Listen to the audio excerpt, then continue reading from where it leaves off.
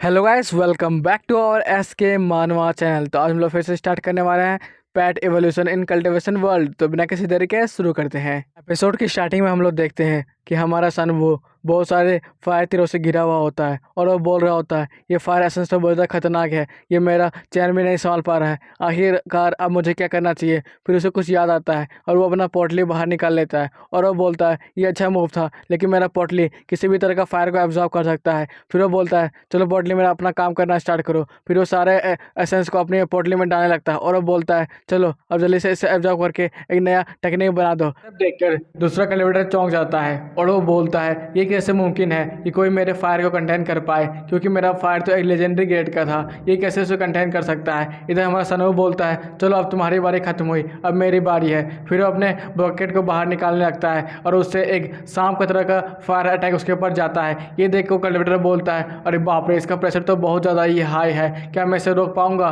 फिर वो अपने फायर ओरा को अपने पंच में ला लेता है और बोलता है चलो मैं कोशिश करता हूँ। फिर उसे एक फायर के पंच से उसे मारने की कोशिश करता है, लेकिन वो देखता है उसका प्रेशर बहुत ज़्यादा हाई होता है, जिससे कारण वो पीछे फेंका जाता है। फिर वो डॉज करते हुए वहाँ से बचता है। फिर वो अपने मन में सोच रहा होता है ये जो आदमी है इसके पास बहुत सारे ट्रिक्स है, इसलिए मुझे इससे बच के रहना पड़ेगा। फिर वो उन दोनों पर चिल्लाकर बोलता है यू बास्टर्ड, आखिरकार तुम सो के क्या कर रहे हो, जल्दी से उठो और मेरी मदद करो इसे हराने में। फिर वो दोनों तैयार हो जाते हैं और बोलते ठीक है। ये देखने के बाद सनवू बोलता है ओह तुम मुझसे ज़्यादा नंबर में हो ना, मैं तो उस नंबर कम कर देता हूँ। फिर वो अपने हाथ में 2-3 को गोली निकाल लेता है और उन्हें फेंक देता है। जैसे वो फेंकता है वहाँ पर बहुत ज़्यादा धुआं निकलने लगता है। फिर हम लोग देखते हैं वहाँ पर बहुत सारे पपेट सोल्जर आ जाते हैं और सबके पास तीर होता है, वो एक एक करके तीर को छोड़ने लगते हैं। ये देख कर वो दोनों चौंक जाता है और वो बोलते क्या ये तो तीर मार रहा है। फिर एक कल्टिवेटर उसे डॉच करता है, लेकिन बाकी सबको तीर लग जाता है, जिसके कारण वो मर जाते हैं। सब देखने के बाद वो कल्टिवेटर अपने मन में सोच रहा होता है ये जो आदमी है ये कोई नॉर्मल फैमिली का नहीं होगा, क्योंकि इसके पास पाँचों के पाँचों टेक्निक है और तो और वो सारे सुप्रीम ग्रेड के भी ज़्यादा हाई के टेक्निक है। अगर मैं इससे लड़ूंगा तो मैं वक्का मारा जाऊंगा। ये बोलकर वो भागने की कोशिश करता है, लेकिन ये देखकर हमारा सनबू अपने जन को तो उसके पास भेजता है और उसके पेड़ को पकड़ लेता है। ये देखकर वो कल्टिवेटर चिल्लाकर बोलता है मुझे जाने दो, मुझे छोड़ दो, मैं मरना नहीं चाहता हूँ यहाँ पर। लेकिन तभी हम लोग देखते हैं वहाँ पर एक पपेट सोल्जर आ जाता है अपने हाथ में तलवार लेकर और उसके हाथ पैर को काट देता है, फिर धीरे करके उसे मार देता है। हम लोग हमारे सनबू को देखते हैं जो कि अपने मन में बोल रहा होता है ये सारे कल्टिवेटर्स यहाँ पर बार बार आ क्यों रहे हैं, क्या कुछ यहाँ से लेना चाहते हैं। फिर हमारा सनबू हमारे पपेट सोल्जर को बोलता है जाओ जल्दी से उस आदमी के सारे सामानों को यहाँ पर ले आओ। इधर हम लोग देखते हैं हमारी टूथफिश को जो कि चमकीली आंखों से हमारे सनबू को देख रही होती है।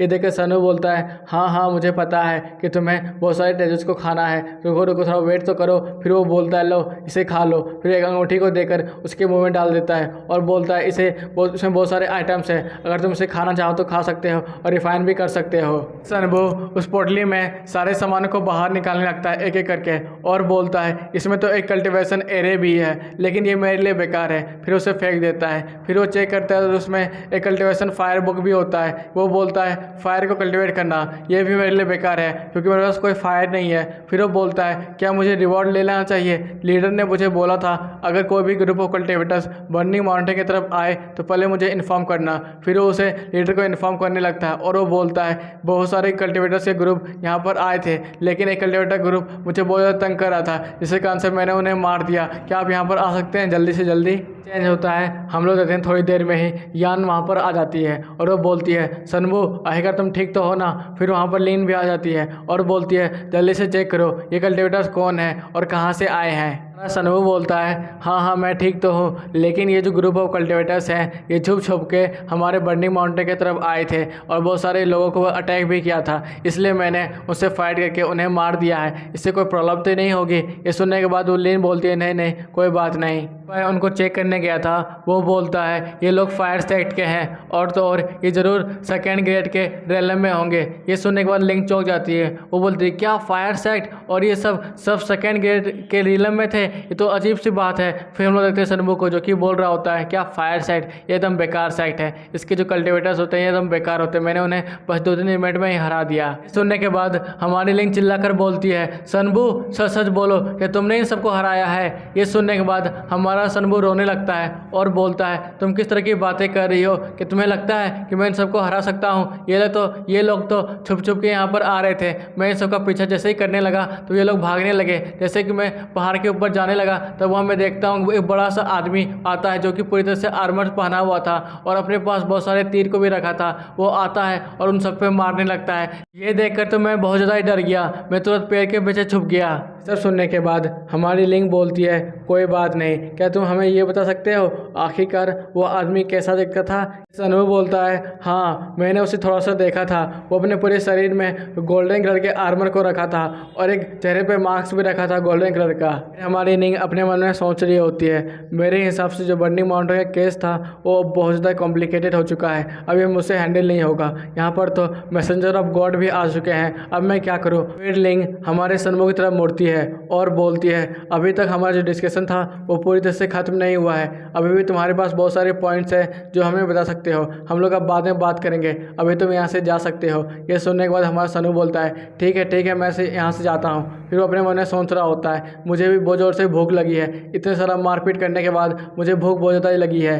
फिर यान हमारी लिंक को समझाती हुई बोलती है, यहाँ पर एक अजीब सा आदमी भी ये दिखा है जो कि बहुत ज़्यादा स्ट्रांग है। उसने बहुत सारे ग्रुप ऑफ कल्टिवेटर्स को ही मारा है। क्या हमें यहाँ पर रहना ठीक होगा? चलो हम लोग यहाँ से चलते हैं। ये सुन के लिंक बोलती है, नहीं हम लोग यहाँ से नहीं जा सकते हैं। फिर वो अपने मन में सोच रही होती है, मैं जनरल बहुत दिनों के बाद बनी हूँ और मैं अपने सीट को जाने नहीं दे सकती हूँ। ये मेरा पहला मिशन है जिसे मैं कंप्लीट करना चाहती हूँ। अगर मैं कंप्लीट नहीं कर पाती हूँ मुझे जनरल पद से हटा दिया जाएगा। फिर वहाँ पर शांति हो जाती है। फिर हमारी यान उसे समझाती हुई बोलती है, तुम्हें पता है ना, अगर हम लोग यहाँ पर ज़्यादा देर तक रहेंगे तो यहाँ पर बहुत सारे इनोसेंट पीपल्स को भी हर्ट होगा।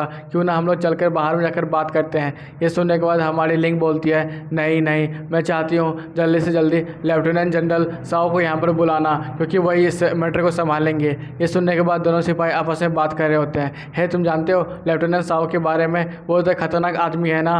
ये सुनने के बाद दूसरा आदमी बोलता है, हाँ मुझे लगता था कि वो थर्ड एलम पे पहुँच चुके हैं और बहुत दिनों पहले ही पहुँचे थे। फिर लिंक बोलती है, लेफ्टिनेंट जनरल साओ ऐसे आदमी हैं जो किसी भी गोस्ट या फिर कल्टिवेटर को सबमिट करवा सकते हैं। ये सुनने के बाद हमारी यान बोलती है, ठीक है मैं आशा करती हूँ तुम्हारी बात सच हो। फिर हम लोग देखते हैं एक गुफा को जहाँ पर हमारा सनमू चल रहा होता है। वो बोलता है, आखिरकार अब तुम्हें क्या हुआ, अब तुम्हें कुछ चाहिए क्या? फिर हमारा तो फिर उसे देख कर बोलता है, हाँ मुझे उस पोटली में बहुत सारे खजाना वो चाहिए।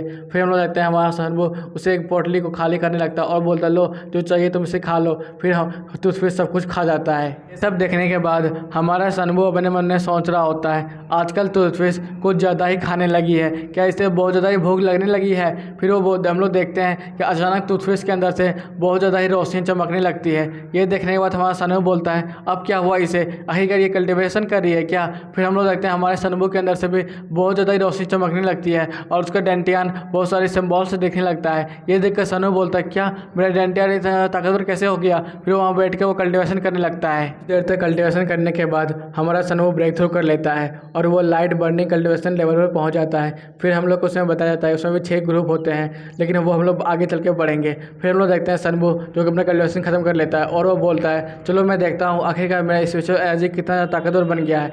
फिर वो अपने अंदर से एक एक्सटर्नल सिंबल को बाहर निकालता है और उधर फेंक कर देखता है तो देखता है एक बार में ही वो चट्टान को खत्म कर सकता है। ये सब देखने के बाद हमारा सनमू अपने मन में सोच रहा होता है, अब मैं तो अपने स्पिरिचुअल पावर को और भी ज़्यादा कंट्रोल कर सकता हूँ अच्छे तरीके से। फिर वो अपने टूथफिश को देखने लगता है। वो देखता है कि वो भी अब इवॉल्व हो चुकी है। ये देखकर हमारा सनू बहुत ज़्यादा खुश हो जाता है और वो बोलता है, चलो ये तो अच्छी बात है।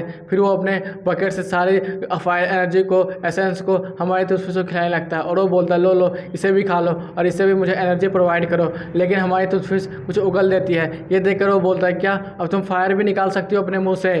क्या ये तुम्हारा कोई न्यू स्किल है? ये सोचने के बाद हमारा सनू बोलता है, चलो अब हम लोग रिवर के नीचे जाते हैं और देखते हैं कि तुम कितनी ज़्यादा पावरफुल बन चुकी हो। सीन चेंज होता है। हम लोग देखते हैं रिवर के नीचे एक मगरमच्छ डेमन से हमारी टूथफिश लड़ रही होती है, लेकिन जैसे ही मगरमच्छ हमारी टूथफिश को खाने की कोशिश करता है वहीं पर तुरंत हमारा सनमू आ जाता है और अपने डेवर को बाहर निकालकर बड़े तेजी से उसके पेड़ को काटने लगता है। ये देखकर हमारी टूथफिश वहाँ से हट जाती है। जैसे वो दूसरी तरफ हटती है तो वहाँ पर से भी एक मगरमच्छ डेमन बाहर निकल जाता है और हमारी टूथफिश को खाने की कोशिश करता है। समय रहते हुए हमारी टूथफिश उसे देख लेती है, फिर वहाँ से हट जाती है हैं। और इसी के साथ ये एपिसोड भी खत्म होता है गाइस। अगर आपको अच्छा लगा हो लाइक, सब्सक्राइब और एक कमेंट करना बिल्कुल नहीं भूलना। बाय बाय, टाटा, सायोनारा, फिर से मिलेंगे।